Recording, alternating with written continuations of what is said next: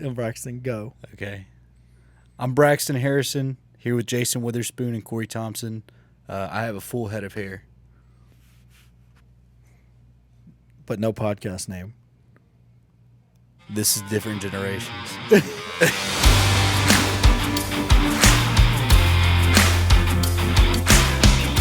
Y'all feel good when y'all read the same book and then you tell people about it like it was your information? Hey, No, Jason. We've advised you to read it too. You can read You all should. the same books. You have more time than us. No, you told me that. You told me yesterday I provide limited value. I didn't. That's what you inferred. This is the wokeness. This is what you inferred, that I provide limited value. I think now's a good point to start. I talked to Pam on the way up, told her, yeah, we got Big Spoonie. She did say, don't be too mean to Jason today. Be nice. Should we call Pam? Should we phone a friend? Right why off the bat? would she say that? She's, she said that's an interesting dynamic. What is? She's just looking out for you. That's The me and Corey dynamic? She's looking out for you. I think she thinks me and Braxton are going to team up against you, I don't like we care. did all week in Rockport. Yeah, that's fine. Because it ultimately, it doesn't change anything, right? Now you're sounding like me. It doesn't. It says more about y'all than it does me none of that when you have matters to in do his that. own words. It says a lot about him that he has to follow in on your trends that you're leveling on me because he needs acceptance. Like, there's a lot of things we could talk about. The fact that he tries to touch my memories every time he's around me. Is that because he didn't get breastfed when he's a kid? I don't know. Let's talk about the fact that you cannot go on a drive without telling me how many times you have to stop and go to the bathroom. That's true. That's true. not you All of looking that's for true. acceptance. Yeah. What group am I looking for acceptance from? Someone males. with a weak stomach. I forgot you got a weak stomach. Maybe I'm that's the it. expert. I'm the expert on it. So that's it. That's where I feel like we can bond. Over y'all's both having to shit Like, every 10 minutes. On the way back from Maxwell, he called me. He's like, "Oh man, that Buc-ee's, man." I wouldn't buggies. Just whatever we ate. Just Roadhouse. hurt me. Well, he's trying to make it into Roadhouse hurt you? Yeah. And the Buc-ee's was a really long line, I was terrible. Oh, yeah. and he was just Buggies is the worst, dude. Like, hoping that he can make it all the way. it's usually great. They were lined up to the front door at Buc-ee's. Never seen that many people at a Buc-ee's bathroom. He's never been there on a Sunday. Yeah, but never have. We don't know about that poor people stuff, Spoonie. Well, We've that's never been there. It's a weird thing to have that kind of privilege. Well, guys, I'm so glad we're off to such a good start. I mean, I don't know what that was. You know what I mean? I'm just like watching like this is greatness. But Jason, you've never been on the Different Generations podcast. Introduce yourself to the people. Who are you? I'm Jason Witherspoon. I'm I don't know where we're supposed to look, so There's a camera there. Bam, bam, bam. Got a camera right there. So my name is Jason Witherspoon. We I don't know, me and my wife decided to become full-time investors in 2017 because I got laid off, and we promptly went broke. Been broke a few times since then, but now we've got a few doors. Including this Monday. Yeah, this Monday. Yesterday. And we do this full-time. We do real estate. Well, that's good. How old are you, Spoonie? Because this is a Different Generations. Now, last week, this episode that's coming out, poor old Braxton got roasted for not being able to change a tire. You don't know how to change a tire? Truck tire, big difference. He can do a Honda tire. With your truck, you need to start carrying a bigger jack because the one you Yes. got ain't going to lift it. Now that's lifted. I know. And probably impact gun and a flip socket set will help you out a bunch. You can get those at Northern Tool. I'm gonna go there after this. I'm 44. I can't even imagine not being able to change a tire because my dad wouldn't have even helped me figure that out. Like, I just had to get out there and figure it out on my own. On cars, I did. Yeah. Truck's a different situation. I I learned that. Now, as far as life experience goes, it's kind of funny for me to be around you two because, like, Jason can, like, cut the bottom off a door and make it quit scraping and rewire anything because he's a master electrician, tell you the scientific name of the foot fungus from the chickens earlier. But the first time he drove a boat was whenever we were with that shitty fishing guide in Rockport. So when I was a kid, my dad was always at the steel mill. Then he started his own business. Like, we've talked about it, I think. I remember like 2 times. Hold on, time out. Let's back up. That's your dad and all of that. You've got friends that have boats. I didn't. That's what I was getting at. Like, I spent all of my time being raised by my granddad and just farming. Like, he would just pick me up all the time. You're 44 years old. Yeah. In between 18 and 44. Not Right. one single human in your sphere of influence had a boat. I don't know any of my family that had one. Like my uncle. was it El Paso? Where did you live? El Paso, New Mexico. Las lived on Cruces? the Texas. I worked in El New Paso Mexico and White border Sands. On it. Yeah, on it. Yeah. Like Split down the middle of his house. Like Go look left at the house. nut We looked was at it in last Texas, night. right It's nut was in New twice Mexico. worth. It's worth twice what I sold it for, and I'm sad about it. Really? Yeah, Which town? Las Cruces. That when you lived in El Paso? I worked in El Paso. Thought you worked in Building White 2. Sands, New Mexico. Building 2 at Fort Bliss and Building 1646 at White Sands. Is that top secret? Because No, do we need to bleep that out? Are you No. gonna get killed? we'll be all right. Or is the FBI going to show up and take your passports and stuff? No, I don't think they're going to come get my passports. They might scoop them up with like 15 boxes of other stuff. Who knows? No, But that's no, a weird place to keep your passports, by the way. Why would you just keep them in boxes of other paperwork? I do have an answer if you want it. Do you have a passport? I don't know that I want it. No. It seemed funnier What- to leave you it get a- like in the. You get a different passport when you're president of the United States. Do you really? Yeah. Your State face? Department. Like you get a diplomat. Yeah, you are just State the Department. passport? State Department ones, you walk right by customs. You just walk around them. You show them that it's red, I think. Yeah, it's red. It's not blue. You just walk How right do you around get one it. of those. So he probably had, memento. But we're not talking about that much longer. We don't get this shit ripped off of YouTube. So Spoonie, what brings you here? Why do you want to be on the Different Generations podcast? Are you going to roast this young man for not having any life skills? No, I don't think so. I think that's like us. I didn't have a lot of life skills either because all I had was that one set. Oh yeah, My granddad taught me carpentry. My dad taught me electrical, and I knew how to like raise hay and feed cows. I had to go out and find the rest of it. That's what he's doing now. this is true. Life does bring on life skills, but like my dad always had some weird boat. He had the Yeah, like we never had flat that. bottom aluminum boat that you'd have to work on to get back to the boat ramp that you steered with your arm, pontoon boats, all different kinds of boats. When I was 13 years old, when my dad would go to work, I would tow his boat to the lake and put that bitch in and self-cruise. Like I could get it on and off a trailer and get a trailer in the water with a stolen truck like nobody's business. Yeah. Okay? I taught myself that. You can believe that. But on the flip side, seeing somebody 44 years old for the first time driving a bay boat that goes like 70, I was a little bit nervous. I was worried about it. I thought for sure we were going to die. Well, we didn't. So congratulations. Got us there safe and sound. Yeah, but I was like, oh man, I don't know where the tide is. I don't know where these sandbars are.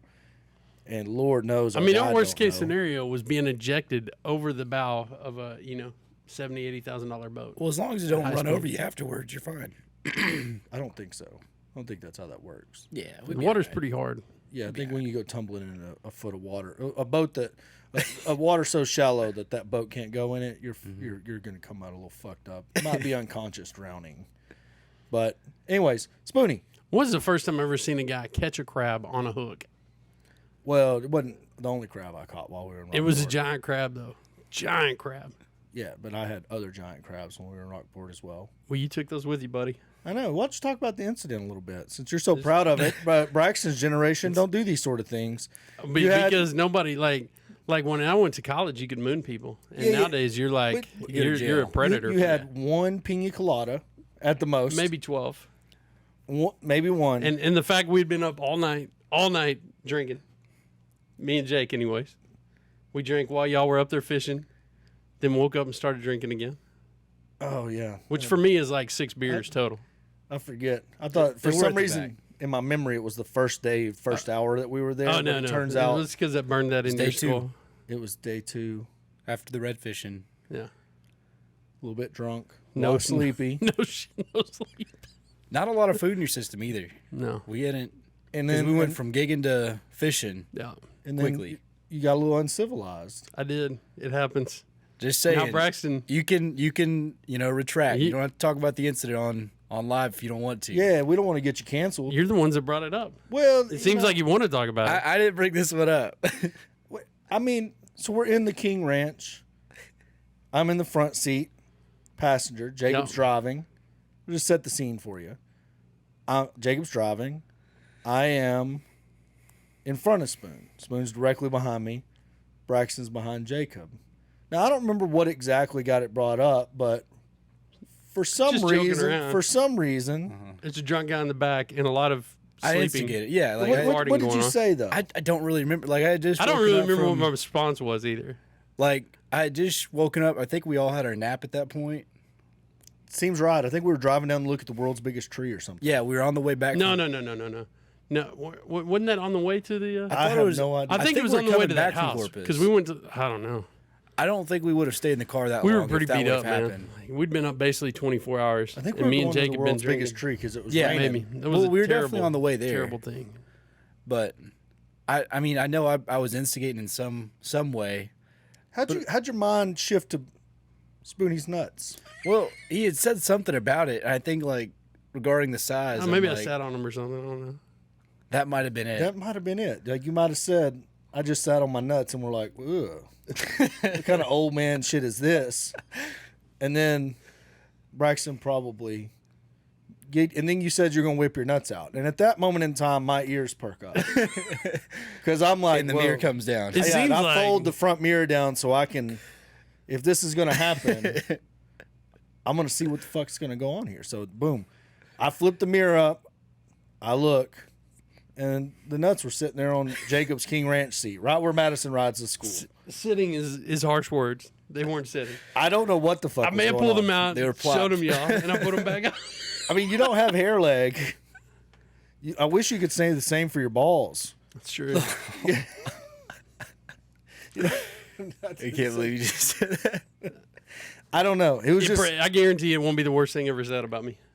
but it will be the worst Especially by thing that him. happens in Madison's seat where she rides to school. Well, it seems like you're trying to make it worse than it is. That's the seat that Madison rides. It's and not that's, true. That's where her car seat goes. No, that's not true. is. There was no car seat there. We He know. took it out for the trip. Yeah. So you, Well- so you could have room to ride around, not rub your make nuts it- on her seat. None of, Just that, none of that teabag, happened. just teabag in Madison's seat. None of that happened. But you did get a view that you'll never forget. And I'm glad I could share that with you. I know. It is the little bitty mirror about this big, just Whole mirror taken up. whole mirror taken up. It was like, whoa, that's what happens. That's preposterous. And then y'all keep trying to embarrass me with my family, my wife. None of them were So that surprised. was- No, we didn't do that. We did not do that. We did don't. talk How in would code. How would we talk to your wife first? I was off? on the phone and you're like, don't bring up the incident. Yeah, that's exactly what we said. So- and, You offered it. and then And I told my wife, and she's like, didn't she say? Well, she was just like, y'all, like something about like y'all haven't even been on the boat yet or something. Like she was so That's why- concerned how early on it was, not Yeah. the fact that it happened. Like she was just concerned that like, wait, I really think it was the day we got there. no, it wasn't. It was the day after. I don't think so. I think it was the day we got there because we had not gone fishing yet because your wife pointed that out. We No. got there what? She didn't late know our Monday schedule. night. She didn't know our schedule. We got there Monday night, so it would have been day 2 technically. Either. No, but we didn't go fishing until the night. More importantly, y'all tried We to had bring. a full day there, just fucking off. I think We're- we went to look at that tree. We're at the Ranger game in the suite. You're trying to bring it up to my parents. Whoa, that's not what happens. It That's definitely not what is. happens. You're We like call- skating we- around We it. call it the incident. We do not. It's forever known as the incident. More importantly, was anybody in my family surprised by No, these actions? that's No. what was more surprised. I mean, Like your- how unsurprised your own mom was. well, your mom was like, oh my God, Jason, Jesus, or something like that, but not like disappointment, just like kind of humored by Acceptance. it. But your dad, your dad literally looked Yeah, he's really sad. sad. He my was dad's like- a he really was like- nice guy. He was like, what? Wait, what? I need to earmuff these kids. Your dad hung out with Biggins that whole time. He was like rubbing. It wasn't by choice. I think Biggins Biggins Biggins hung out rubbing with his him head. around. I corrected Biggins' behavior one time, and your dad corrected me for correcting his behavior. Like- he was over there with a spatula beating on something. I was like, no, son, you can't do that. And he's like, it'll be fine. I was like, all right, carry on. Like, at one point, Biggins is sitting under the chair, just stealing like sour gummy worms, and we were filming the faces. He was like, just making the crazy faces kids make when they've never had a flavor before. Like, you want to see something funny? Give a kid Sprite the first time. They make the best face. Sprite? Has he had it yet? Or 7-Up, like all the bubbles. Braxton, have you had Sprite yet? Uh-huh. We can't do it with Braxton.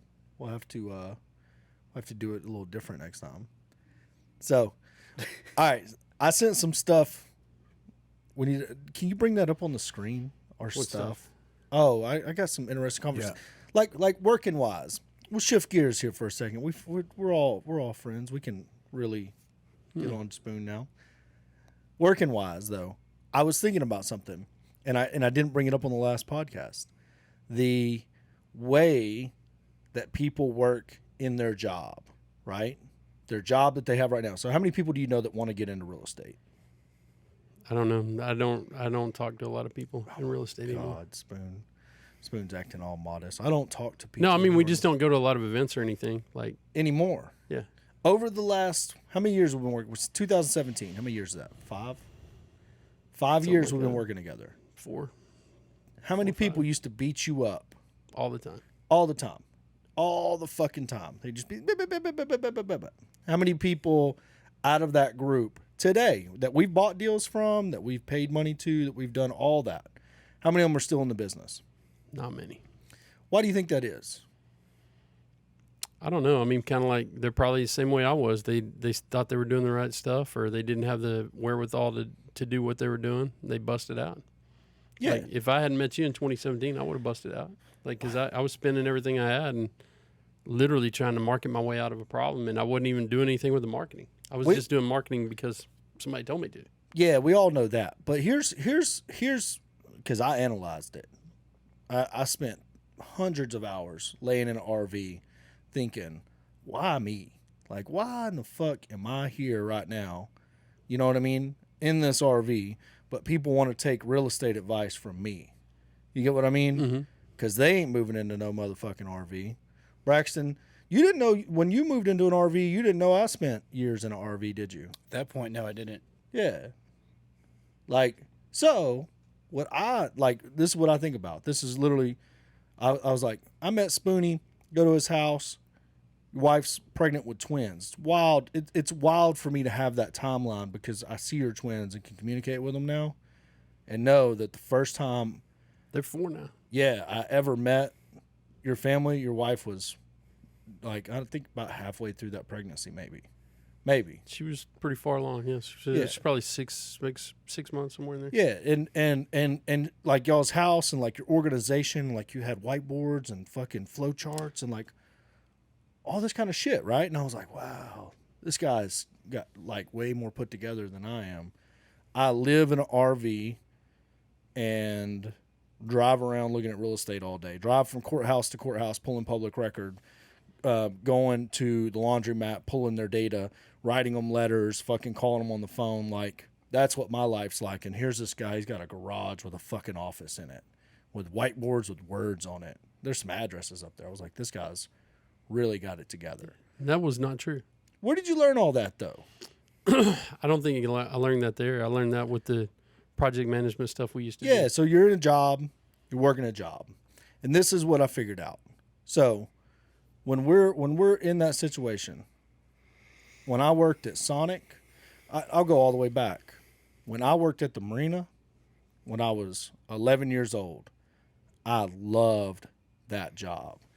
I would scoop shit out of septic tanks into buckets, use condoms, everything else. But I love that job.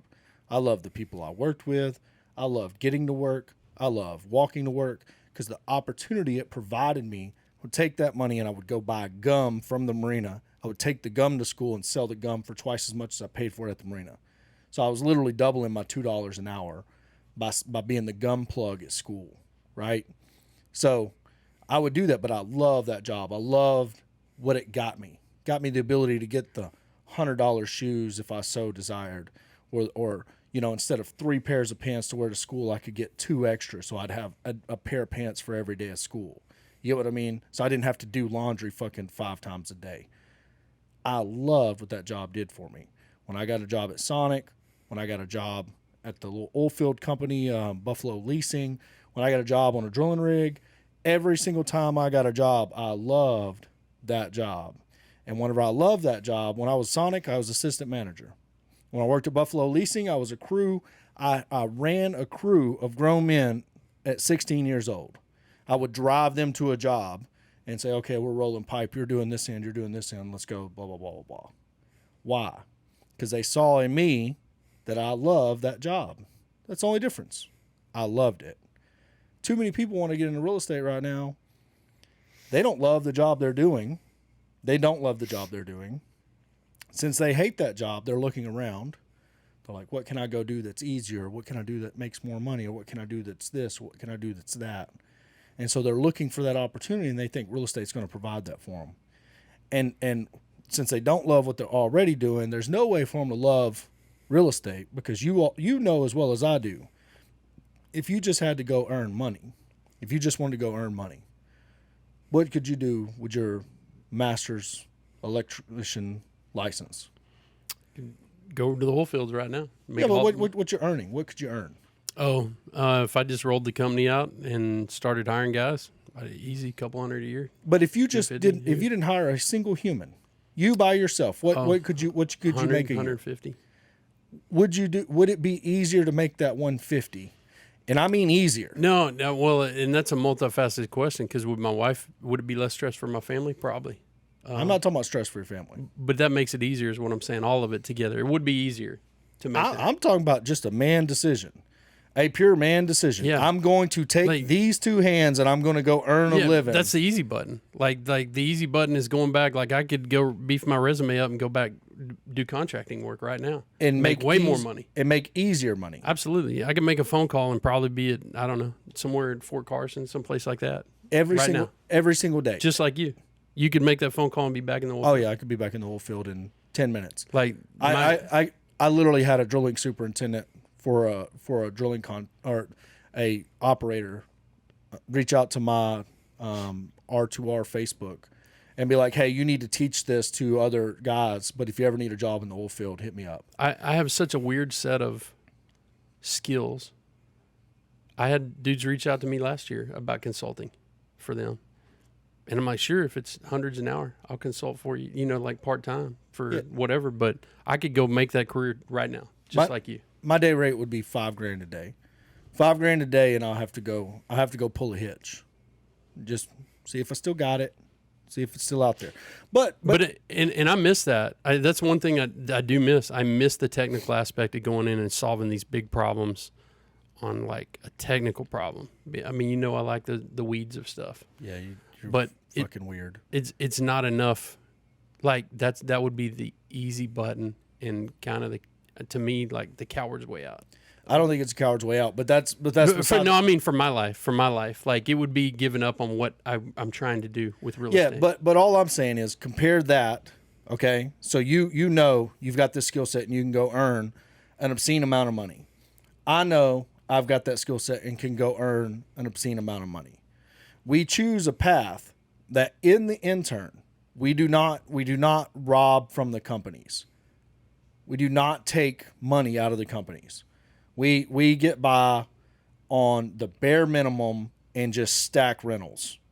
We just buy, sell, rent, put out fires, buy, sell, rent, look up every once in a while, see, oh shit, this ain't cash flowing. Why is this not cash flowing? Oh shit, what's this? What's this problem? Solve those problems, go back to buy, sell, rent, buy, sell, rent, buy, sell, rent.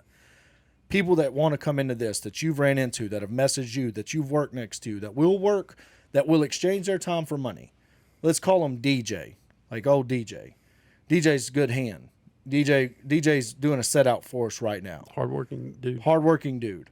Has made more money from assignments in his limited amount of assignments than he's made exchanging his time for money. Still goes and exchanges his time for money because it feels more comfortable.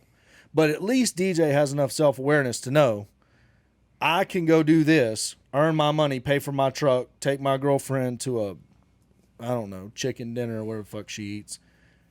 And then, you know what I mean? Go hit a lick on an assignment and I'll do that. Most people come out here, they hit their first assignment, they don't put any more effort, they bust out of the business because they never fall in love with it, just like they weren't in love with their job at Sonic, their job in corporate America, their job wherever it is. If they don't love the job they work now, what do you think their chances of making it in this business is at the level that they perceive themselves? Because you have to do personal financial statements for the bank all the time. All the time. I got two that need them today. Oh, we're fucking off. No, it's not. No, but whenever you're doing that, what do you ever look at what your net worth is? Oh, I do. What is it? Oh, right now? Oh crap! I don't remember. It's like 140,000.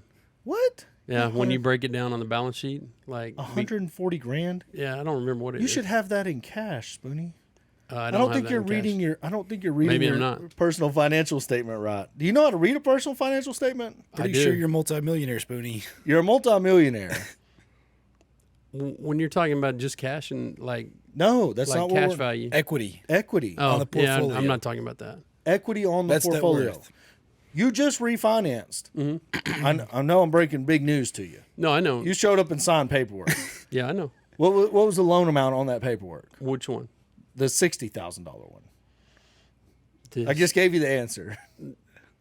$60,000. What are those two properties worth?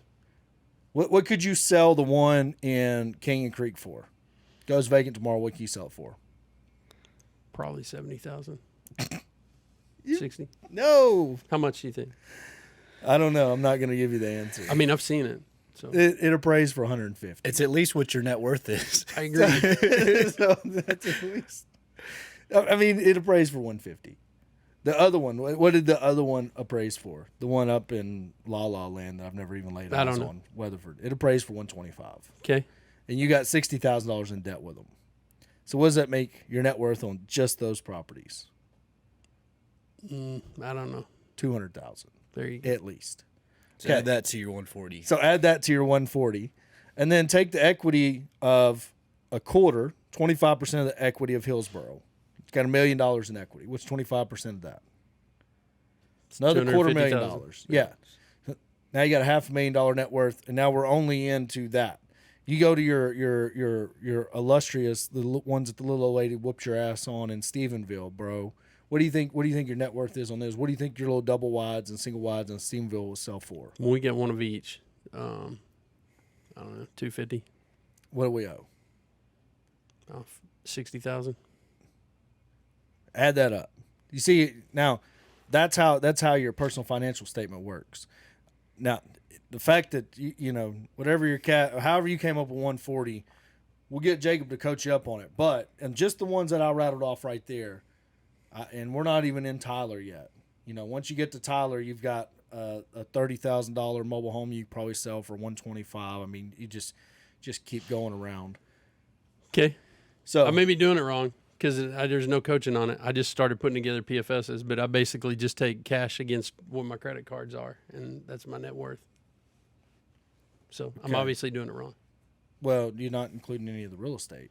No, Sounds because it's all shown on the other companies. Just That you own. right. And Yeah, they but they take that into account. So I'm just you just asked for personal. I wouldn't add in that other stuff. Okay, well, never mind. I get what you're saying, but you're a multimillionaire, Spoonie. Yeah, I got all that. So- As far as real estate goes, I get that. You're a multimillionaire as far as life goes, Spoon. I get that You too. walk away from it all. That's not true. You couldn't walk away from it. It wouldn't work like that. You could I'm saying if you're to liquidate, and walk away, you just be balling. balling out. You Yeah, go I buy don't- I that don't house believe in that. New Mexico that is doubled in value. Yeah, you can buy it back. Get all I the. wish I had kept that one because I missed the view of just looking at the mountains. But back then you didn't have kids, so you probably fucking tainted all those rooms. Trick fucking. no, in we there. had 2 kids. 2 kids. So you were trick fucking in your kids' rooms? No. Whatever. I'll let you ask my wife about that. I'm not going to ask your wife about that. I But appreciate that. Listen, I've fucked in every room in my house. Every room. And nobody If doubts you- that. if you ever- Nobody if doubts that you you've ever fucked in every come room to in my other house, people's houses. If you ever come to my house, anywhere you stand, Why or do you sit, think I don't go to the lake any- house? Hey, Like that's what I know about the lake house. anywhere- I don't want my kids to go eat there. anywhere you Like stand, they can't eat at the table. They can't eat at the counter. They can't eat in the dishwasher. They can't eat in the shower. anywhere you Like stand, they can't eat on a bench outside On because the yard. Yeah, I'll probably still. no, there's no way. The only place in the yard it'd have to be where all the neighbors could see that spot. That's the Anywhere- only clean spot. anywhere you stand or sit in my house, Yeah, no, That's- I don't doubt any of that. something's gone down there. Like there's 0 questions in my mind. Like you don't even need to explain that to me. How many times have I been in your house? Well, 3. now that we got to talk about it, 3 times. you stopped up the fucking guest bathroom toilet. I didn't do that. The roach bathroom. The roach bathroom, as Emery calls it. Upper deck. No. We're going fishing, we're going fishing. This is the first time he invited me and actually allowed me to come, because one time I got canceled, and the other time he called me back. He's like, "Hey, some more important people are going. I remember He's that. bringing his wife. You know what I'm talking about. You canceled on me because you had somebody come in and they were All like, right, hey. whatever. Keep going. Anyways, I'm waiting outside and I gotta go to the bathroom, so I just burst in the door. Corey's in there showering or something. I don't know. So I asked his daughter, I'm like, "Where can I go to the bathroom?" She's like, "Go to the roach bathroom." I'm like, "I don't know what that is, but I'm going there." So she shows me, and I walk in. There's it wasn't really like roaches. There's those big water bugs.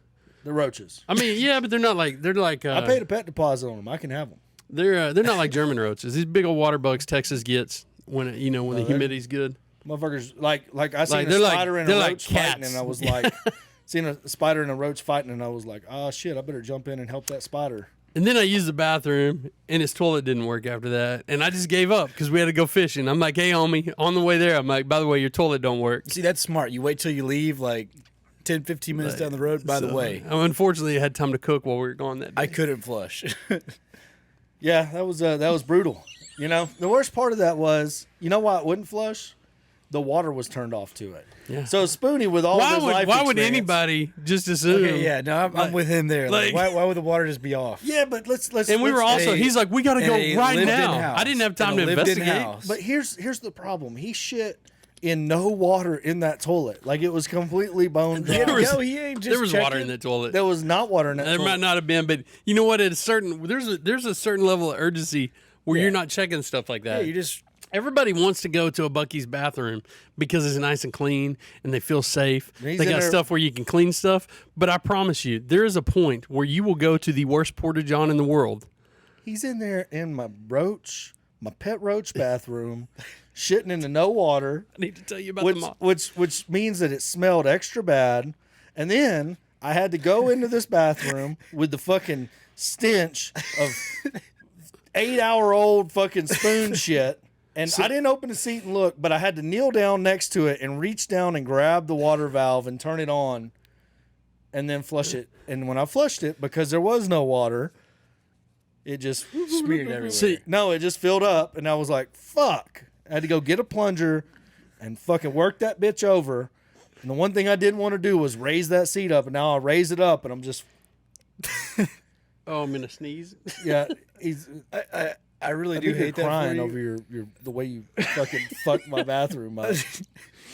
Dude, I'm going to have to blow my nose. I'm going to sneeze here in a minute. I've got the best porta-john story. So I'm driving from Fort Bliss up MLK Boulevard. MLK Boulevard goes right out in the middle of the desert onto White Sands. You go into the south end of White Sands Missile Range. And I'm headed to the gate, and I had to go to the bathroom like right then. And it's 30 miles of desert. There's nothing there. And I see this porta-john out on the range, and there was no range flag up, so the ranges are hot. They put a flag up. And I just jumped my car across the desert to get to this thing. So I jump in this porta-john. Time out. Yeah. You'll put your nuts on Madison's seat, but you won't shit in the desert? I did. So hold on. It seemed like they're always clean. They keep them clean. So I'm Why like, not just shit in the shush, desert? Shush, it's better. Just shut up for a minute and let the story unfold. Okay. So I rip the door open. I jump on the seat and it's all clean and stuff.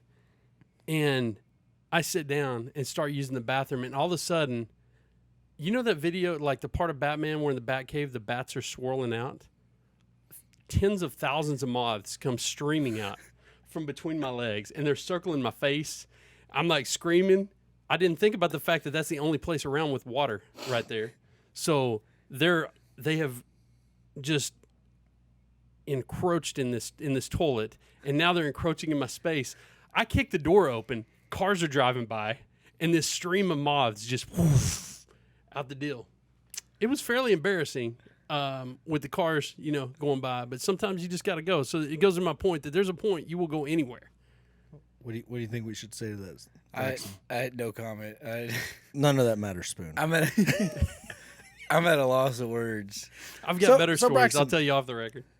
No, we need these stories on the record. Braxton, like, what do you like? We're talking about loving what you do. Do you really believe this? You work around Spoonie all the time. Do you believe that he loves it? Yes. He has to.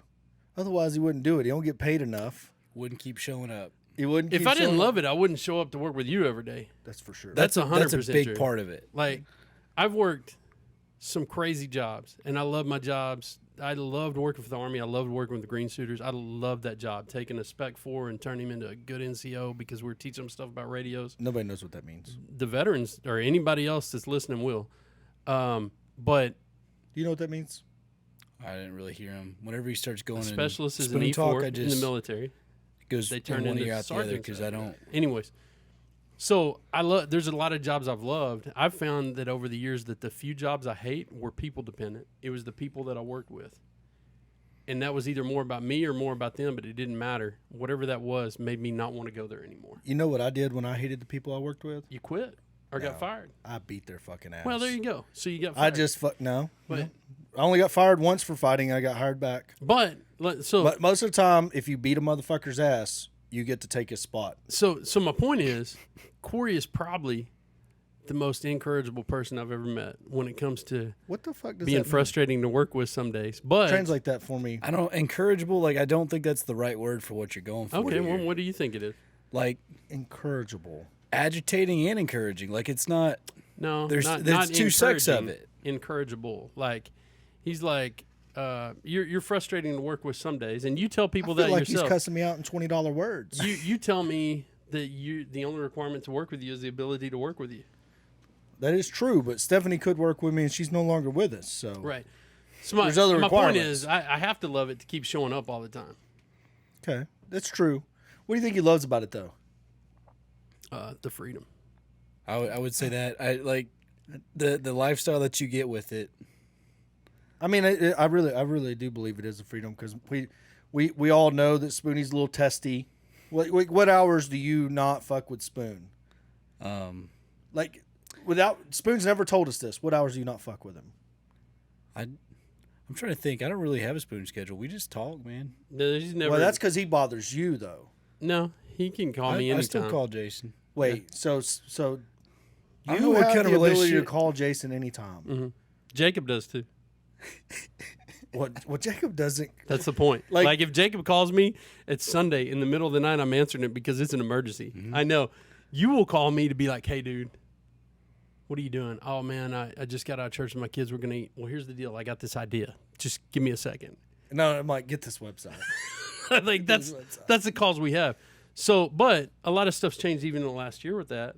Like, I don't bother you no more. no, but I try to give my family that one day on a weekend, and if it's a Saturday, we'll go work Sunday. Like you asked me, like, hey, I'm already doing stuff. Let's go hit that job on Sunday, and you're like, cool, and we rolled out. Well, but I don't have that expectation for anybody but myself. I do that because I feel like wrangling a 2-year-old is hard, and it's easier whenever we're doing stuff. Yeah, So like, it is not for me. I got We this multiple great ones. picture. I'm gonna send it to them so they can put it on the screen here. I got this great picture of me running the tractor on Sunday with Biggins on it. I handed Biggins to you while you were on the tractor. He ate his lunch, didn't it? It's a rough time. Yeah, I didn't want anything to do with that. He was like, I've done baby jail for years. I'm tired. I don't want to do anybody else's baby jail. dude, Biggins, he loves being on the tractor. He's a good kid. Was he? He Did he was seem just like he was sitting having a there good the whole time? waving at me. It seems like he's always happy to be at jobs. Yeah, Like, there's a lot going on for him. He gets to just check it all out. He's a good kid. like he's got the curiosity, the natural curiosity people need to make it in real estate. My boy's got it. But that's every 2-year-old. But he when I left the house to come do this, bro was like, we're going in the truck. He grabbed Woody. He grabbed Buzz. He was in a fucking diaper. He a little apprehensive about running out on the grass with no shoes on. But he's like, fuck it. Dad's going. I'm out. And I had to grab him and take him back inside. And he's like, no. Throwing a fit. And I was like, that was my first like real like Hard to leave. Like real moment with the son where it's like, you know, I felt like I wore him out this weekend. At the end of this weekend, I felt like he was done because we did. Hell, I listened to 7 hours of a book on Sunday, so that tells you how much we were in the truck. I feel like I wore him out, but no. But that's the freedom I'm talking about, right?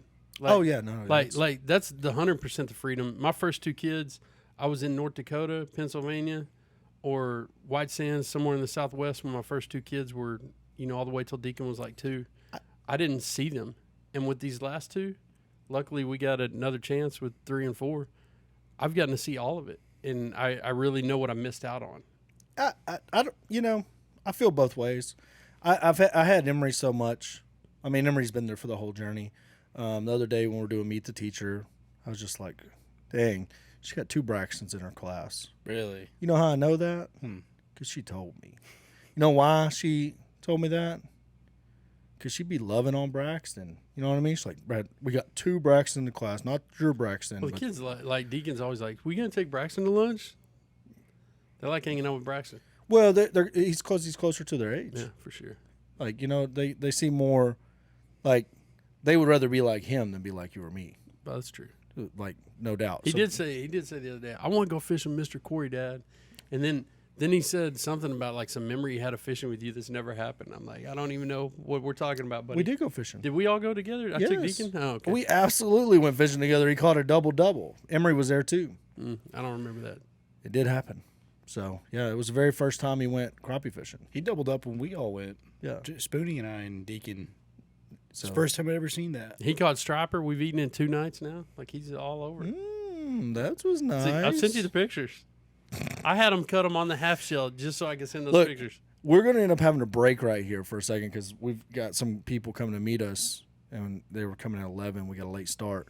But when we get back, and I don't know if we'll break this up into 2 episodes, I feel like we need to get into. I laid out some stuff that I want to talk about with y'all because I think it's interesting. Braxton hadn't got to talk a lot, but I want to show a sharp contrast in what they taught us in school versus and ask Braxton like and that'll give you time to maybe talk about some of the things they taught you in school. Actually, you were homeschooled, so I bet you Pam just threw this curriculum out the door.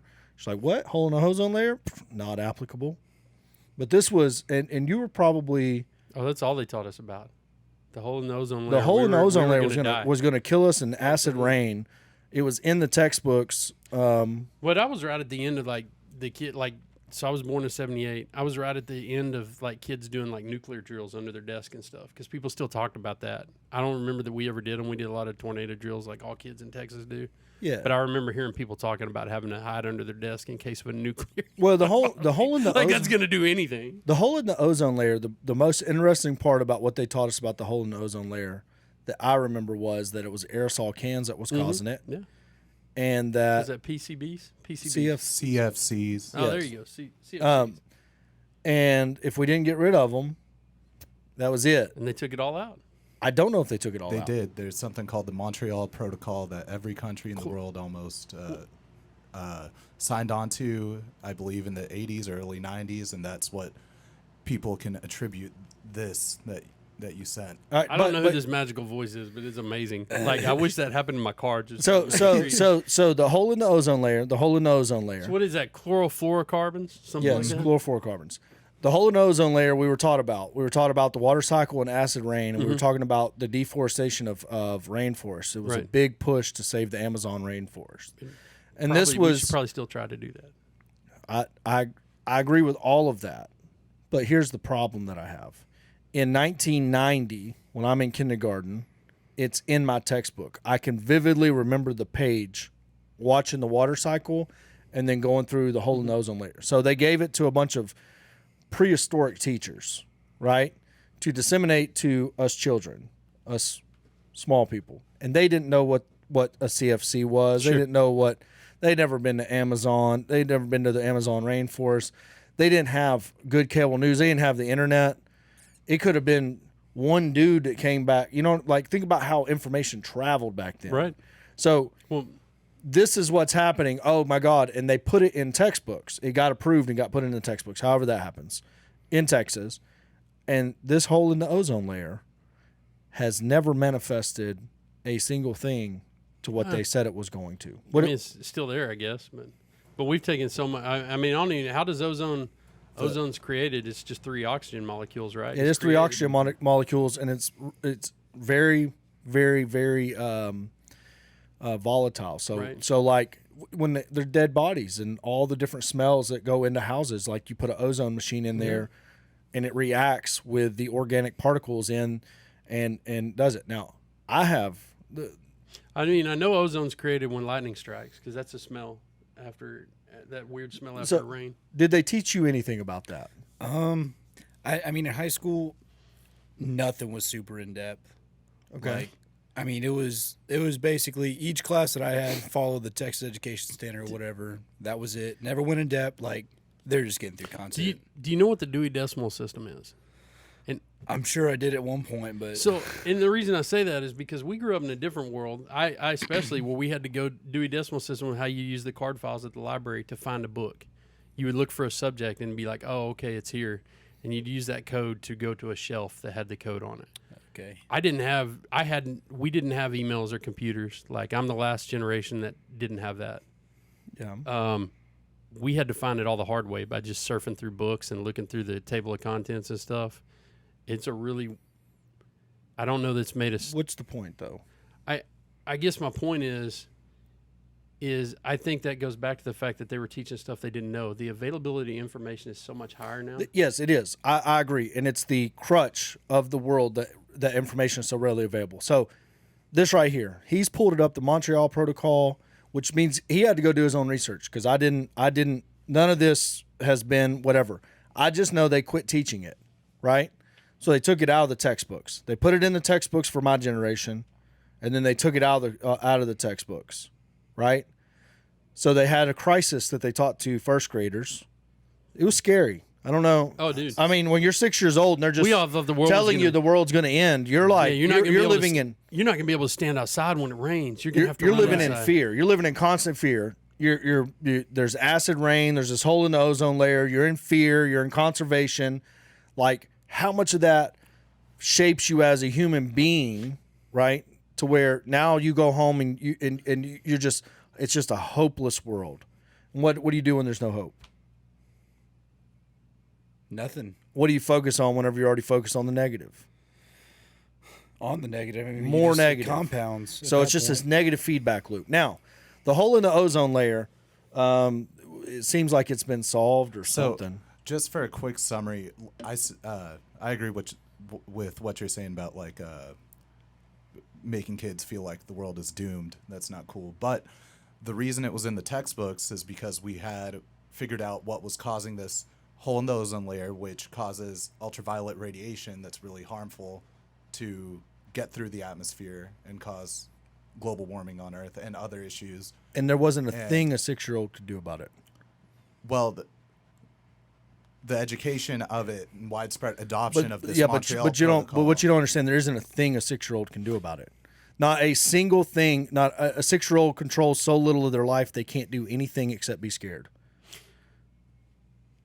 Yeah, I mean, I get what you're saying. I don't. I know. Your 6-year-old run the whole house. They make the grocery list. I bet you they order their own stuff off Amazon. Yep. No, but that's not. I just don't think. Your wokeness is showing. No, I think there was so much fear we became ambivalent about a lot of it. I don't know what ambivalent means. It just means you didn't care about a lot of it. No, it's not that you don't care. I'm telling you how I felt hearing it. I remember the defeat that came over my soul at 6 years old when I believed acid rain and a hole in the ozone layer was going to end everything as we knew it. Now I want you to take this small window of information, this tiny bit of information that made it into one 6-year-old in a town of 300 people's world that ruined. I mean, I believe, like, I would spout about it. I would tell whoever would listen about it, right? And could do nothing about it. Just the helpless, hopeless feeling that a child feels. And I want you to take it, hand them a smartphone with the negativity they get access to today. Right. And I want you to tell me what happens then. It's magnified. So how can you you get in an endless loop? Especially when the algorithm's feeding you. And the algorithm is going to feed you the negative. Yeah. So the algorithm's going to feed them the negative, and they become and get hopeless and more hopeless and more hopeless and more hopeless. Now the woke culture and the cancel culture and all these different cultures that are out there, it's whatever. But whenever that's the focus, now you wanted a hot rod. You wanted a hot rod? Yeah, I wanted a Mustang. Bad gas mileage.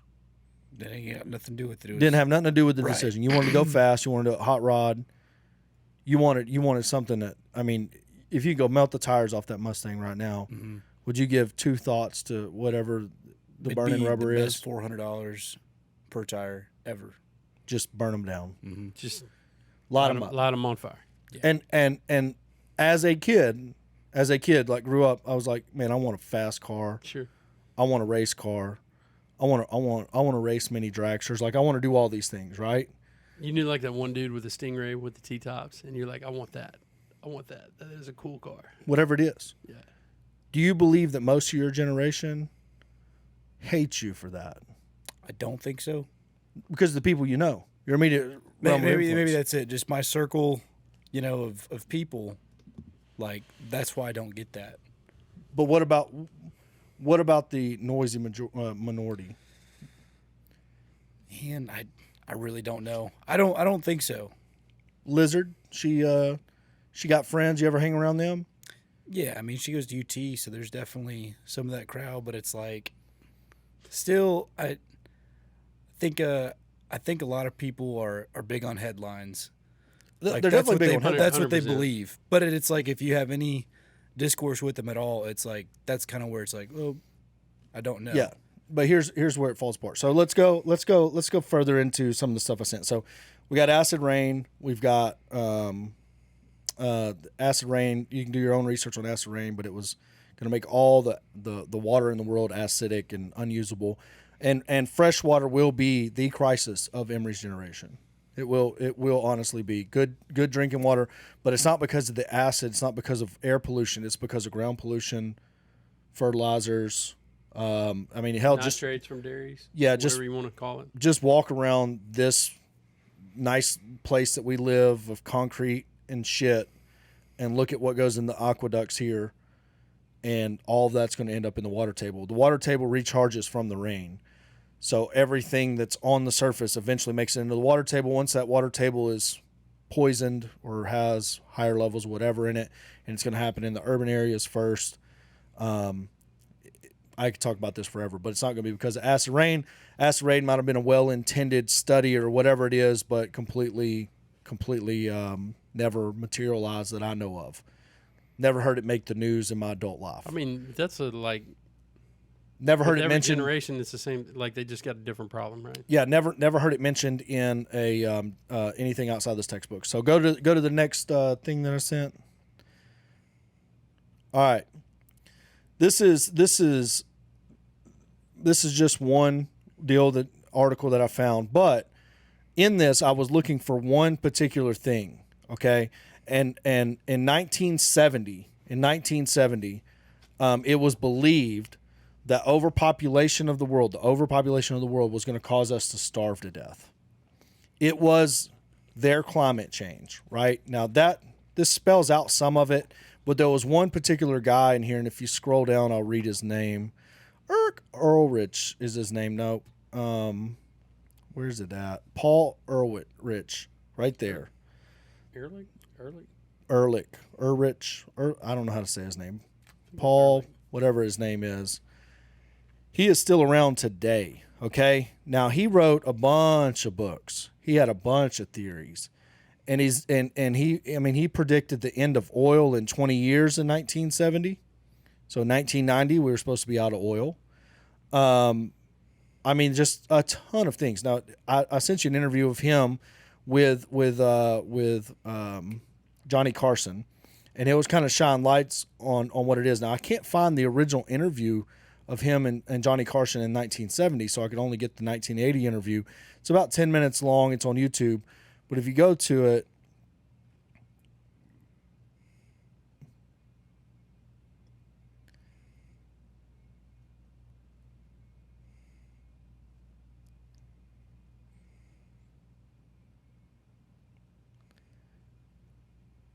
I don't know if it's silent at the beginning. We're having some sound problems. Hold up. Yeah. But what he basically says here is that the world, he predicted in 1970 the world's going to starve to death. He predicted overpopulation. He said the world could only sustain 4 billion people, and if it proved it could do 4 billion people efficiently, then maybe we could go to 5 billion people, and that would mean an extra 500 million women for him. Kind of what he said. It's like, I'd like the idea of an extra 500,000 women. All right. So he says all that, right? Do y'all know what saved the world from starvation? I'd have to guess more efficient farming. What about more efficient farm? Do you know? Fertilizer. Fertilizer. What else? Mechanization of farming. We got bigger tractors, better tractors. More efficient tractors. What else? Irrigation. Maybe. I mean, irrigation's been around its longest time. Yeah. You know. I know. It's genetically modified crops. Genetically modified crops. GMOs. GMOs saved the world from starvation. For sure. Now, that being said, What? and it's not. Do you know about GMOs? Yeah, I mean, What do you just know in the about sense GMOs? that they can be modified to have different things, like Well, you're more a GMO. resistant to certain whatever diseases or more drought tolerant. What do you know about GMOs? You just laid I don't out. know the effects of it on the, like, are you talking like in the human body or what? Like, Well, I'm no scientist. But I mean, I'm saying I know the concept of it. so there's I don't- different levels of GMO, right? Mm-hmm. Center Gertrudis cow is a GMO. We took Brahmas, Shorthorns, started mixing stuff around. You get different breed of cow. That's genetically modified organism because we interacted with it. There's the other side where you take CRISPR technology. Just saw an article the other day. A Chinese scientist come out and said he had created 2 girls through CRISPR technology that were AIDS and HIV resistant. They'd changed something in their genome. That is a genetically modified organism. When you're talking about, we're not going to get into like conspiracies with Monsanto and stuff like that. No, I'm not. I don't give a But- shit about the. But if you can make a potato that's blight resistant, if you can make a corn that's wilt resistant, if you can make a corn that outputs, especially like a place like North Dakota that gets like 10 inches of rain a year or 13 inches of rain a year, they can actually produce bushels per acre as opposed to, a half a bushel per acre. Now, yes. This is why we're talking about this. You know how Spoonie just fucking nailed some scientific gibberish. You tuned out a long time ago. I was hoping Braxton, but he's not woke enough. You need to woke him a little bit. Okay. You know what I mean? I was hoping with your generation, they only know the evils of GMOs. What are the evils of GMOs? I don't even know that side of it. Nobody knows the evils of GMOs. Like Because consuming them, eating them. Right, but everything's ever-bearing strawberries, the most popular strawberry in the world, because it produces for the longest amount of time. It's probably what you're eating at the grocery store. Was Is a GMO. specifically selected over generations. We don't even know where strawberries came from. They've been in production that long. That's how long it's been around. It's like aloe vera. Aloe vera is a plant that we don't know where it originally came from, even though there's hundreds of species of aloes, because it's been in human hands that long. For so long. So all of that, you're not on social media. You've never been on social media. So like what was it? Probably 3, 4, 5 years ago. Jenny McCarthy comes out with the anti-vax movement. She creates the anti-vax movement. I mean, out of thin air, an MTV VJ just fucking makes vaccines fucking not cool She was anymore. hot, so that helped. People Yeah, she was in Playboy, and then the GMOs get just demonized. All right, let's go. Let's see what we got. History, there's never been an abundance of food. All food is the product of technology. Apples, corn, tomatoes, all modified. Every food has been changed through selective breeding or grafting. For 10,000 years, each attempted improvement has changed the DNA of the plant. Now, some people are up in arms about changes in DNA. You know what? If you're able to get up and have food, you should celebrate. We should all dance about how much food we have. Why is anyone fighting food advance? A very small percentage of the world's population is fortunate enough to have the luxury of turning down food. The rest of the world spends most of its time trying to get any food. You know why? Technological problems. They got dirt, they got water, they got sun. They lack the technical ability to till or enrich the soil. They lack the machines to plant enough to feed their families. They lack the hybrid plants that produce more food per acre. We need to spread all the technology all we can so all people everywhere can deal with the problem of too much food. We can't start getting picky because we've got enough food. That's just self-centered and racist. Unless you and yours are starving, you need to shut the fuck up. All right. So, all of that's what we're basically saying. But your generation demonized GMOs. Ladies and gentlemen. And they were demonized. It was the anti-vax movement, that whole fucking. So there's two levels of demonization, right? There's the farmers against GMOs through the big companies where they're getting sued because bees flew across the road and pollinated their flocks, and now the companies are trying to enforce, them to pay for a genetically modified plant that they didn't have. Yeah, but that's not like an everyday problem. The stuff that people are talking about here, like Penn is talking about, it doesn't make any fucking sense. Like, we send so much food back it's thrown away because it's bruised that people could eat. Yes, I know all of that. The house moms, the housewives, the TikTok wives. Mm-hmm. Okay, they're out there, and they're not on the spin right now. But every now and then, GMOs it's like processed food. It's like like Pam with Pop-Tarts, but with GMOs. Well, that was because of my sensitive stomach. Yeah, but with GMOs.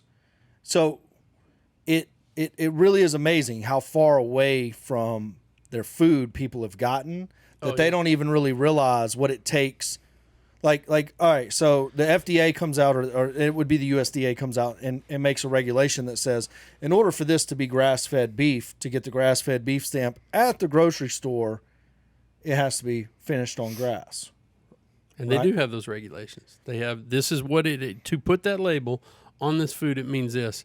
I promise you, all them people on TikTok have never read what that actually takes. Yes, but to get that label. But do you think that grass-fed beef that's finished on grass has never ate grain? No, that's completely. And I false. also I personally believe that grain-fed or grain-finished beef tastes better. That's my personal belief. That you can have a personal belief if you want one. We're just going to assume, since you're male and white, it's racist and move on. So that, in and of itself, with that little label, that one label, organic, does it mean it had no pesticides on it?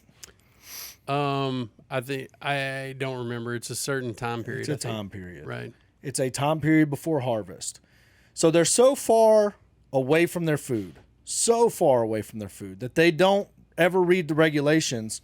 And the funny thing is that they jump over themselves, like the FDA is God and Jesus and everything when it comes to vaccines, but with food production, no, they're out to get us. And it's the flip-flop side of both of those arguments, but from both sides, both the same side that shouts down the FDA whenever it comes to all the shit over the last 2 years, prop them up whenever it comes to food production.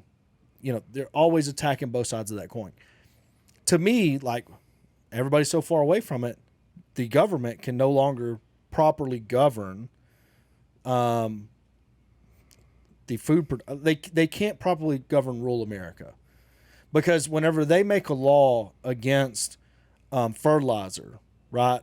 Because they use natural gas. Why the farmers in Sweden are protesting now? Because they use natural gas to make fertilizer, because it's going to reduce carbon footprint, yada, yada, yada, yada, yada, whatever that is, right? The math might check out on that one thing, but what are the adverse reaction to it? How many people will have to starve to death? And what will that starving to death, and how many more acres will have to be planted? How much more environment will have to be destroyed to be able to feed the same amount of people? This is like, you can roll that back to like something as simple as the ethanol rules, where we have to put a certain amount of ethanol in gas that it has ethanol in it. You can buy ethanol free. I've got links on that in here too. And that transfers into rising beef costs, rising chicken costs. All relevant. This is something I stumbled across this morning. This book is not on Audible. So to be able to be able to read it, it's going to be very hard for me to read this book if I have to read it. I think you can get an app that takes a PDF and reads it to you. Ah, Lord, I hope so. But if you scroll down, this guy's from the UK. His name's Tim Morgan, I believe is his name. And he writes some. All this is just the gibberish of what it is that we're getting at. But he says that the problem in the world, the big thing that he opined about is the big problem in the world is it's a monetary economy, right? Mm-hmm. So money is the root of the economy, when really and truly energy is the only thing that matters in the economy. Actual energy. Being able to turn these lights on, these cameras on, this microphone on, actual energy. And that energy production, right, has flatlined. We can't extract more energy from the world. We can't get more. I know we can, but it's the surplus of energy economics. And that basically we will remain flat for the rest of forever because we're going to have to conserve energy because we will not be able to produce energy at the same rate. There's another article in here that talks about how much energy it takes to produce energy. So back in the day, it was 200 to 1 on a naturally conventional oil well, 200 to 1. Basically in Saudi Arabia, they don't have a pump jack in the country. They put a hole in the ground and it shoots oil out. And so there's no energy consumed getting energy out of the ground. But with our shale oil, there's so much energy what's the word? Consumed? Expended getting the oil out of the ground that it's only a 5 to 1 ratio, which means that it takes a lot more of the energy that's produced to actually get the energy out of the ground, which means the energy levels are going down in the economy. So there's a point where that crosses each other. Well, it's already crossed each other according to this guy. And I mean, really phenomenal reading when you think about it. Now, on the flip side of that, what are politicians around the world doing? I don't know. They're attacking energy.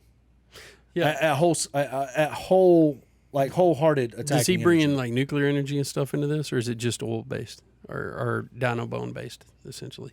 I mean, I haven't read it. I just told you I haven't read it. There's nuclear reactors. I mean, we can create more energy. That is not going to be the issue in creating. That's not the issue. The problem is the amount of energy it takes to create the new energy. This is all UK based bullshit, and UK does have this problem because what does the UK have? Does it have oil? Does it have shale oil? No. It's got the North Sea. What else has it got? I mean, they don't have a ton of land. They don't have a ton of anything. You know what I mean? Now, they also don't have a ton of people, so it shouldn't be a problem. But this is a worldwide phenomenon. T. Boone Pickens opined about it. Peak oil. It's a crazy, crazy book. The First Billion is the hardest. This is the article I read that introduced me to the other guy. It's a great article. We'll throw a link of that in the comment section or somewhere in the description. But this peak oil right here, peak oil is that we found all the oil that we're ever going to find in the world. When T. Boone was opining about this, he had this big plan where we were going to make all the cars run on natural gas, transfer all the electricity to windmills. He went heavy into windmills, put all those windmills in the panhandle of Texas, all up through Snyder. All those windmills are T. Boone Pickens back and made Texas the leading wind power state in the nation. A lot of unintended consequences of wind power. You can go into it if you want to. Whenever you get out there to some of the older ones and you see how rusted and ugly they are, you realize it's not just prop them up and let them go. I mean, they have oil in them. There's oil leaking down. You know, somebody got to go out there and pressure wash them. Somebody's got to go out there and paint them. They got to change the blades on them. They do require deferred maintenance, just like any moving part. I don't give a shit about the birds. Murder all the fucking birds. Just keep these lights on. I know you're woke. You don't. I know you're woke. Jason, could you angle your mic more towards Corey, kind of like to your, or just like speak into it? So if you, is that okay? You need to focus on speaking into the mic. Pretend it's a penis. Get right up on it. Then I'll know all about that. Put your tongue out.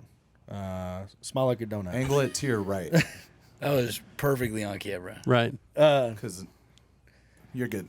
Is that better? So, anyways, Is that better? within this Great voice in this this deal guy. that he wanted to do, he wanted to get all the vehicles running on natural gas. When he got all the vehicles running on natural gas, when he got all the windmills up, the natural gas prices would go down enough that all the vehicles could run on natural gas. The whole nation, we'd have 1 trillion years of natural gas in our country, and everything would be fine. Okay. At the exact same time that he's out there stumping, you know what my boy did? And I don't know if I sent this link, but Google old Harold Hamm. Google my boy. My boy. this is my boy Harold right here. Look at that sexy motherfucker. I met him. He flew into my rig on a helicopter. Harold had the largest divorce until Amazon beat him out. Divided $11 billion. There's old Harold Ham. My boy Harold ain't even graduate high school, but he married a lawyer. He had a trucking company in Oklahoma. He turned into a drilling company. He bought his own rigs, drilled his own wells. And then in 2006, 2007, he went to North Dakota. He went up there. And this was the cusp of the shale boom for natural gas. So getting natural gas out of shale, Aubrey McClendon bought all of George Mitchell's old bullshit and figured out how to get shale out of natural gas, or natural gas out of shale. Okay.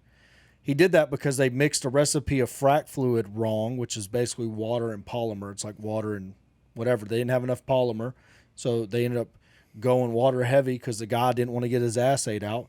And the well came in producing at a better rate than all the rest of the wells. And they want to know what was the difference. And so he finally fessed up that he didn't put any polymer in. He just fracked it with water. And they were like, cool, let's start doing that now. Then they started drilling horizontal, fracking the whole pay zone instead of just a little window of the pay zone that you drill through vertically. Boom. The shale gas boom was born. But my boy Harold, he wasn't a gas man. He was an oil man. He's an Oklahoma So he oil went to man. North Dakota. Now, he was in North Dakota already. He got up there. He heard about what old Chesapeake did, what Aubrey did. And he said, well, hell, let's try that on one of these shale wells, the shale formations up here, right? So the way that shale is layered is it's called a source rock. So you've got the typical conventional layer of production above it, and then shale's below it, and it's called a source rock. So he's in North Dakota. He decides to frack the source rock. So he goes down to shale, fracks it. Sure as shit, he gets some usable oil out of the ground. So he drills a horizontal well. He fracks it. He can get oil out of shale. So he doesn't have a high school education, maybe GED. Definitely doesn't have a college education. And my bro, he doesn't have any money. Don't really know a lot of people with money. But you know what he does? Goes and sets up a bunch of fake LLCs. Bunch of shell companies. And he starts going and leasing all that land in North Dakota for pennies on the dollar. So he's just boom, boom, boom, boom, boom. And now leasing, some people are going to be like, oh, he ripped them off. He didn't rip them off. A lease fee is nothing compared to the royalties you get on the well, and the royalties you get on the well are normally dictated to you by the government. The government says what the royalties on the well will be in a window, depending on what it is, and you can only negotiate within that window. So he just went out and leased just raw acreage. So say he gets 200 million acres, whatever it is, probably not even 200 million acres of land in North Dakota. But he leases it all up with what little money he has. One thing's for sure, it's all brown.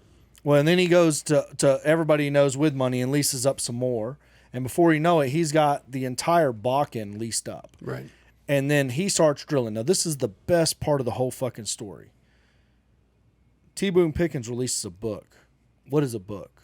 It's printed. It gets shipped out. It's words on paper, and it exists. T. Boone Pickens says in that book that we're at peak oil, and that while we know that there's oil in shale, it will be 200 years before we figure out how to get it out of shale. At the very time people were fucking cracking that book open and reading it, you know what my high school educated boy Harold Hams up in North Dakota doing? Printing money. He's pumping oil out of shale in North Dakota at the exact same time. And he destroyed that financial crash, basically just destroyed T. Boone Pickens' whole plan. Because at that time, oil was like it is now. It was fucking expensive, $150 a barrel. Gas was $5 a gallon. Whole world was in meltdown mode. And T. Boone's was going to save us all by getting the whole world's cars running on natural gas. If he could get the whole world running on windmills. He was out there, boy. He was in the front of the news. He was talking big shit. And Harold Ham just fucking pulled the rug out from underneath him and made oil cheap again, made energy cheap again, and created the economic growth that we've had over the last, since 2000. Well, until the last crash up there. When I was in Williston, man, there was like 10,000 apartments just empty. Yeah, but that's the cycle of oil. Listen, You're misconstruing two things. You're talking about a oil economy, right, of expensive oil in one community in North Dakota. Right. Is the overall economy better or worse when oil's $5 a gallon? Worse. I mean, when gas is $5 a gallon. It's worse. Worse. So 10,000 vacant apartments in Williston. Who gives a fuck? Who cares that 10,000 vacant apartments? Williston or Watford. We always knew when I worked in the oil field, we got to Pennsylvania, there was no hotels anywhere, none. And the old guys told me, I was complaining. I was like, man, the hotel's fucking 3 hours away. And he goes, when there's a hotel an hour away, when you finally get a hotel close to the job site, the boom is over. So my dad says the same thing. The boom is over. They all say the same thing. That's funny. He's like, the boom is over. Once they build a hotel close to the job site, the boom is over. So don't just keep driving however far you got to drive to get to work and quit bitching about it. Because and the reason why is because these big firms need so much data before they decide to break ground that in the 2 years of data they looked at was the 2 years of time they could have collected $400 a night for a room, paid the whole thing off in 3 months or 4 months. Right. Instead, they wanted 2 years worth of data to get a loan from the bank. Finally got 2 years worth of data, get it built. Boom, it sits there vacant. Goes back to the bank. I mean, you know this. Like when my parents went up to Williston, they were sleeping in the Walmart parking lot with everybody else because it was the only thing there. There's just people in campers in a Walmart parking lot. Boomtowns are fun. Like, boomtowns are fun. I when I first talked to Jacob about getting into real estate, I was still in the oil field, and in Tilden, Texas, where the Pilot truck stop is in Tilden, Texas, you could buy all 15 or 20 acres or whatever that was for $30,000, and it had a for sale by owner sign up. I called Jacob and I said, "Man, we should buy this." He said, "Well, buy it." And I had $30,000 sitting in the bank. And I was like, "Oh man, I don't know. What are we going to RV park this and that? All nickel and dime shit." But you know, all you had to do with it, Jason, sit on it. Just buy it. You just had to write the check. Because I got to Tilden in 2011. You know, there was nothing happening there in 2011. I don't know when they built that Pilot, but the next time I drove through or recently, I was like, damn, that acreage at that intersection that I knew was a busy intersection had value, and the guy was cashing out. He probably bought it for, $100 or something, and he was cashing out 30, and I could have made his day and made my own. When I was 22, I heard about a group here in South Texas that was just going around. It was just a bunch of dudes that had money. They wouldn't let me in because I wasn't part of the group and I wasn't a qualified investor. I didn't even know what that was at the time. They would just go in and buy all the land around a Walmart. When a Walmart dropped in anywhere, they would buy all the land around it and just sit on it. I would want to do the same thing. Your goal or your requirements to be part of that group where you had to split the taxes with them and any insurance that was required at the end of the year, and you waited until they decided to sell it. And I'm sure they're still out there printing money, those dudes. Well, I wanted to do that in Mahia, Texas. The Walmart was there. There was 4 acres of land. It's changed hands a couple of times since I originally wanted to buy that 4 acres. It was like $40,000. Next time it was listed for 110. And it's probably listed for $500,000 right now. And it's just been different people grabbing it at different points in time. But ultimately, why I didn't buy it is because it had overhead power lines. Even when I wasn't in real estate, I knew that's a problem because I lived next to power lines growing up, and you couldn't build on them. Couldn't build on them without getting permission from the power company, right, because they had that lease. And whether or not they give it to you is, who knows? And so there's storage units there, very small storage units there, but nothing else has ever came. And I always thought, man, a Chili's in front of a Walmart, those two things marry, or Applebee's in front of a Walmart. Those are synonymous with small town America. I was like, if you can't really wreck that. Like that's like, why isn't there a Chili's here? You know what I mean? That's what I always thinking. I'd be like, a Chili's next to a Walmart. And then I got to thinking, what else would if I put in a shopping center, like what businesses would I drop in a shopping center anchored next to a Walmart? So you got a shopping center, you're going to have a CC's Pizza.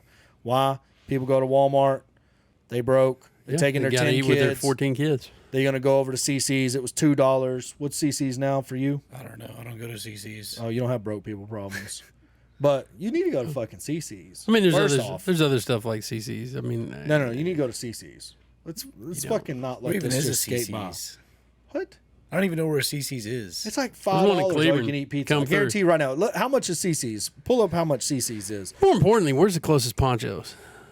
Poncho's is out of business. I miss Poncho. No, that one in Arlington's still open. Poncho's. I'm not saying, it's good. It was a childhood memory. So I think we're going to take a one on break. Campbell so Road. I can, We're gonna have to. How much is it? it's 12 o'clock. Yeah, it is. Spoon's bitching out. I just need to go to the bathroom. Right there. There it is. $3.99. That's for a pizza. That's not for the a buffet. pizza. $6. $6 all you can eat. It was $2, but that is affordable eating. Got a little arcade there. I watched Dale Earnhardt die at a CC's. True story. Where were you when Dale Earnhardt died? I don't remember. See, that's how I remember you're where I not a was when fucking 9/11 redneck. happened. 9/11 don't compare to when Dale Earnhardt Oh died man, can't wait to hear the comments about that. Yeah, for rednecks. You know what I mean? Like, but a redneck might forget where he was when 9/11 happened. He should never forget where he was when fucking Dale the my God, Intimidator. Earnhardt The Intimidator. passed away. I mean, did he, or did he just prove a point to that stadium that he was the best that ever lived? It was Daytona, and he fucking crashed into a wall going 200 straight into it. I was with Jacob. You can verify this. Have you heard the story? I can guarantee that neither me nor him are going to ask Jacob about this. Pull up the Dale Earnhardt wreck. When this crash happened, I told Jacob that Dale Earnhardt died. I was like, yeah, he died. Backed it up, and this is now tell me if you think somebody dies in this crash. And look at them go. Here they come, gang. I told you. You think these guys will settle down, take it easy, say, hey, everybody's going to get a good finish? And my boy, look at him. They're going to race their Gonna win. Actually, if this is the crash he died in, I can't show it on YouTube. One sec, let me take it off the screen. Well, it's on YouTube. Never mind. Yeah, it don't show him. It don't show gory violence. It don't even look like anybody died. 2 cars behind him. You got to pass 2 cars to get to him. I believe Dale Jr. and Dale Sr. both are doing all they can to help Michael make that happen. Shake and bake. Earnhardt. Sterling got into Earnhardt. He should have pit. If he'd have pitted, got some tires, Sterling behind him because Dale he'd still be knows racing Sterling's got a today. fast car. We're coming around for the white flag. You got him, Mikey. You got him, man. You got him. Come on, man. Final lap. Come on, get him in the fold. Get him in the 3 cars. Oh, big trouble. Big wreck behind him. Bring him back. Come on. To the flag. Come on, Mikey. You got it, man. You got it. You got it. You got it. You got it. Now, when that happened, I told Jacob, I was like, yeah, Dale Earnhardt just died. Michael Walsh wins. Oh, man. This is great. I hope Dale's okay. I guess he's all right, isn't he? You okay? You okay? Saw the crash and saw the cars sitting over there and saw the ambulances and everything, and it looked really dramatized and really dramatic looking, and it just looked odd. Damn, they got the video from inside of his car. Never seen this angle.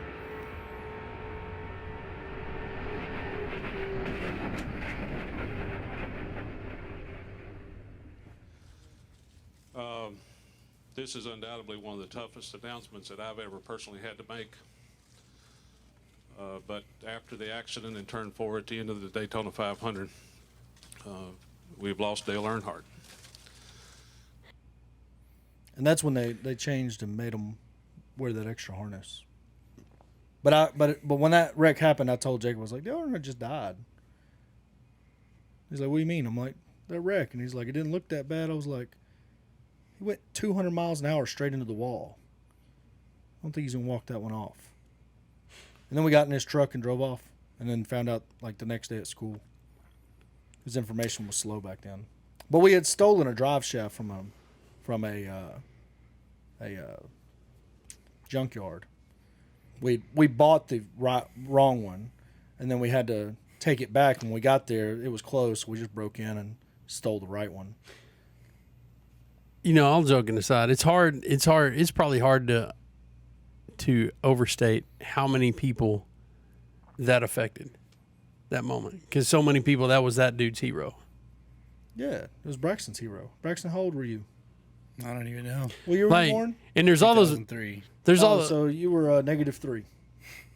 like there's all those moments when you're a kid, right? Like when we're walking through the stadium the other day, my kids are like, "Why does that dude have blood on his shirt, Dad?" I'm like, "That's because Nolan Ryan's the GOAT, and he can take one to the mouth and still play a game." Like, Well, no, it's because he had white privilege and he didn't get kicked out of the game after he kicked that dude's ass. no, didn't he get the blood from a? He caught the blood from a pitch. Yeah, no, yeah, he got hit in the. I think he got one hit back into him, But I was there when he beat Robin Ventura's face in. That was an amazing game. and didn't get kicked out of the game. No, but I don't think either one of them got kicked out. no. But it was amazing because Robin Ventura, like he throws some freaking chin music. Robin Ventura, because he was mad for what. I mean, he was old school. He would do that. He would maybe hit him with a ball every now and then. That's every pitcher ever. Yeah, but We're not all woke like you, Spenny. Robin Ventura runs and hesitates on the way to the mound. I still remember it like it was yesterday. Like, and in his head, he's like, "What the fuck am I doing? The greatest pitcher of all time." No, he wasn't. He was. Braxton, at 20 years old, you're running towards this old man. No matter, are you scared? Are you He ain't intimidated? walking away from it. Do you like? He ain't walking what, away What for he's it, talking about is or I'm Robin. quitting professional I was baseball. a child. I saw this in person. Just let me tell my Robin Ventura stopped to square up to get that good hit on him. and You'll it did see not work out because he rolled him up in a headlock and just started beating his face in On top while of the the benches. head. No, cleared. yeah, I mean, everyone's seen the picture. Yeah. Just right there. But he was hitting him on top of the head. He Yes, never really for got sure. one to his face. But that was one of those seminal moments as a kid. You see your hero. Like I went back through and was watching. Who's your hero? Robin Ventura? Why were you a Get the fan of a fuck outta here. douchebag? I still have my Nolan Ryan baseball card collection. Don't even get. Do you have your Nolan Ryan pillow? I do not. Nolan Ryan underwear? No. Well, I got I my have the Dale newspapers Earnhardt. from that game. I have the newspapers from 5,000 Strikeouts, which I saw in person because of my white privilege. Pretty cool game too. Did you ever go to any baseball games growing up? Couple, yeah. White I mean, privilege. he probably went to more than everybody we know. Why? Why you say it like that?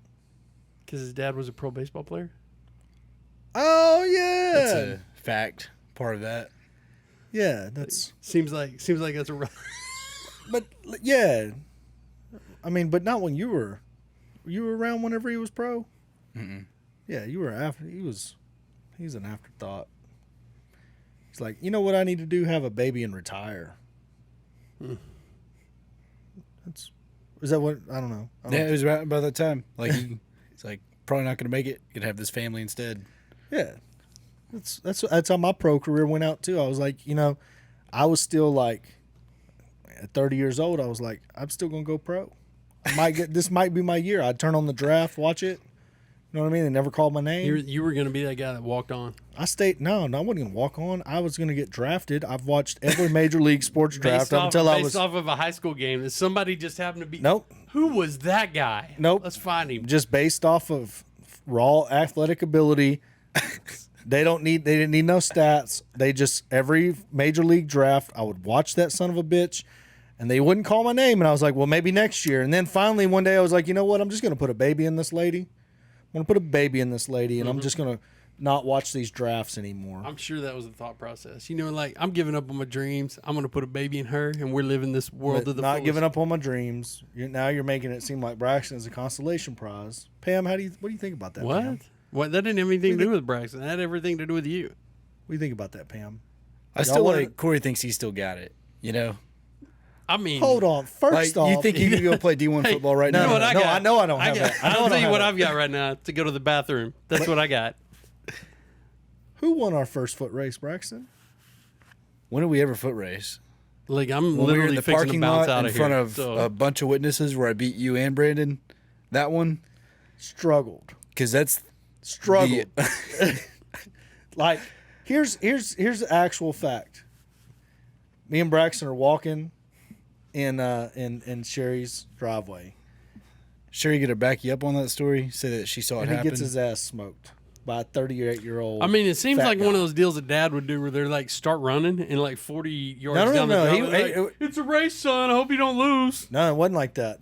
Just tell him the honest opinion. The honest opinion is we're in front of the office. No. It's you, Brandon, and I. Nope. I can't remember who counted it off, and I won the race. And there's a dozen people to back me up on that. Yeah, but when I won the race, When were did that like, happen? You were like, And that's I was just- shocked he was that fast. It's so funny to me because it's like I'm in this story that you're telling right now, and I don't even remember it. Hold on. They got fucking cameras here.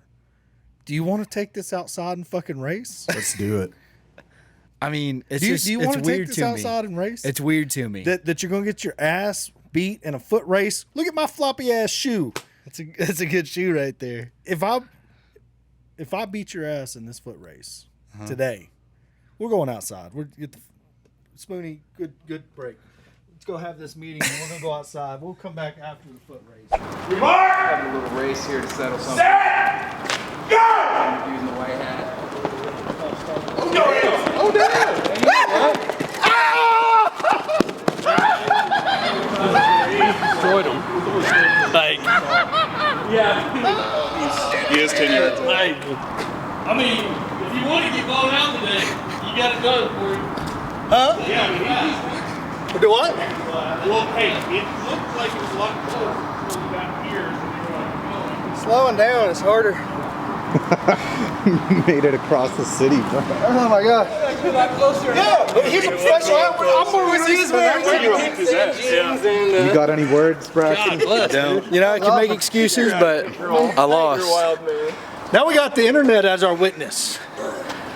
Gang, gang. I'm not gonna lie, I was impressed with Corey's speed. Me too.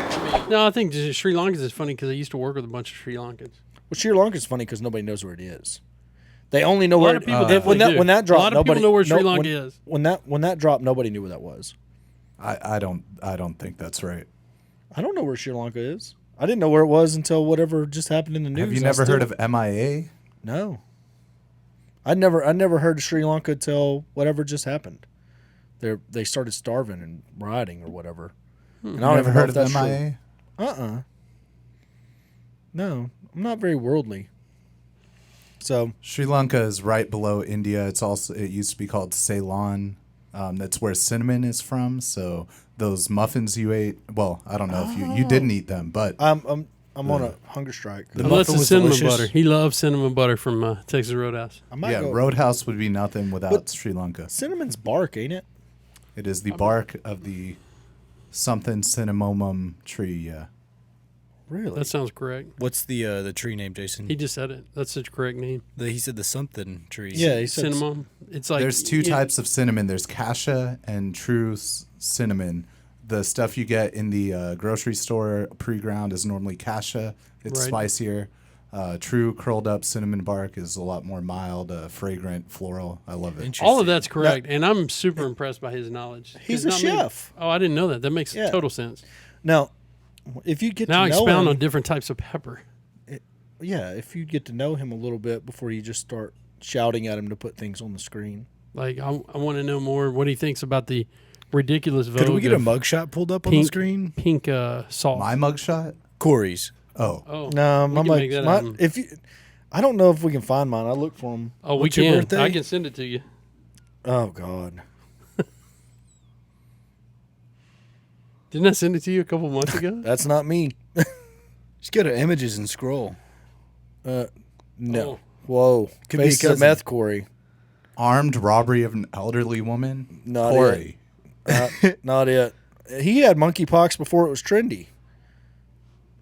Just go to images. No, I'm telling you, it's not easy to find. It's not. I look for it. It used to be on the Brazos County website. The best one I ever had was the Brazos County mugshot. So that might be your only real hope. And then Spoon found it on the Hood County website, but that's a screenshot of it, and that's not a good one. That's just a busted newspaper. It wasn't out then. They just had it. They used to just have it on the website. Yeah, maybe it's down now. I can find it. No, they take them down. I mean, that'll be it. Jacob would be the best source for that. I don't know if he could find it. One of our friends in college put Jacob's mugshot on a wanted poster. Have you seen it? Yeah, in his office. And Robin won't let him hang it on the wall. That's pretty funny. So It's a good picture. it's a great poster. Like, it's a full size poster. Why wouldn't you let him hang that on the He's wall? got That's this hilarious. smirk going. Like, Had some hair back then too. Yeah. So she won't let him. Put Maybe her it's on the wall. hair thing. He got her before he had lost all his hair. No, now he- that it's gone, she doesn't want He to lost his hair when he got Robin.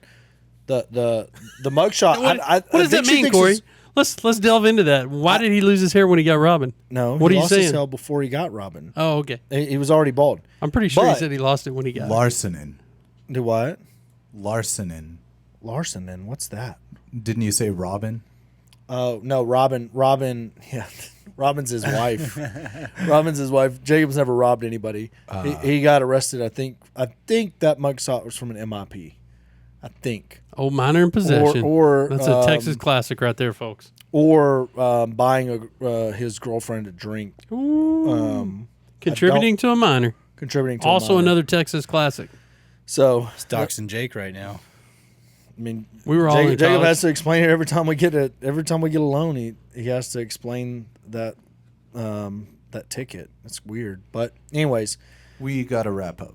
we got to wrap up. Yep. We appreciate it, guys. Thank you for coming. We did all the. I mean, this is a long podcast. We've been going for an hour and 43 minutes. Spoon, do you have fun on Tuesdays? I have so much fun on Tuesdays. Who do you think we should bring in here? Who would you like to see in the hot seat answering questions about women and minorities? the flounder fishing guy. Our flounder fishing guy. That guy would be hilarious to get commentary from. The flounder fishing god. Who do you think we should get, Braxton? Anyone other than that guy. That guy. Why do you want to see him ever again? Only if you interview Who's the just the Roadhouse. most ridiculous person I could think of? Only if you. Could you guys stop it, sir? That was a joke. That's crass. Yeah, there's 0 people out here. It's 2 a.m, sir. What was it about? I don't remember what it was about. It's because I was peeing in front of your truck. He was mad.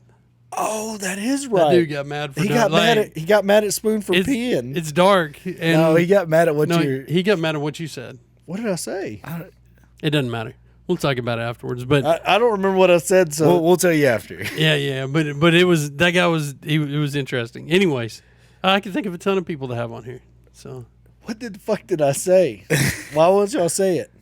What? Okay, just we don't think, know if what it's- would you normally say if all you can see is the top half of Jason standing in front of your truck? What, was it something about a BJ? no. Similar. HJ. Oh, it was an HJ? Yeah. HJ joke? Well, It's self It's your go-to. Like self-fillating. same thing that you said to me at like way too early when I had Rona in Key West. Like, what are you doing in there? You. Oh, So you're rubbing one out. that's what you yelled across the boat ramp, and the guy got really mad. There's a little kid out there. Was there a little kid? Yeah, on Yeah, the his dock. dad. They were leaving or something, or at the dock. But I don't even think the kid like it And I was like, yelling about hand yeah, jobs. You definitely were. Doesn't The sound dude- like me. It It completely sounds like you. Doesn't sound like me. But the guy got real mad. Then we had a grumpy night. Like the best part of the whole night, we're out there flounder gigging on this crazy boat, and this hand built boat, which you got to give the guy credit for It was that. a He badass made this boat. thing by hand. It had propellers and a regular motor, and I get up to fish last with Braxton, and the dude is like, "Finally, get some quiet up here." Just talking.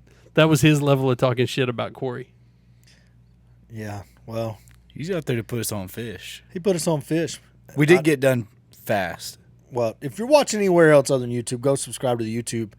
We're gonna come back. I don't know if Spoonie's gonna come in every week. I don't know if Braxton's gonna come in every week. Which means he doesn't want me to come back every week. I do want y'all to come back, but I feel like we got to condense it down. I mean, 2 hours of fucking Yeah, it's too podcasting. much. Well, is- you want to talk about this oblique stuff. These I weird love angles. just sitting here talking with you guys and making it as awkward as possible. It's like everything we do. Dinner, anything we do is like got to be awkward. Well, I'm interested in knowing at what point what you predicted happens. I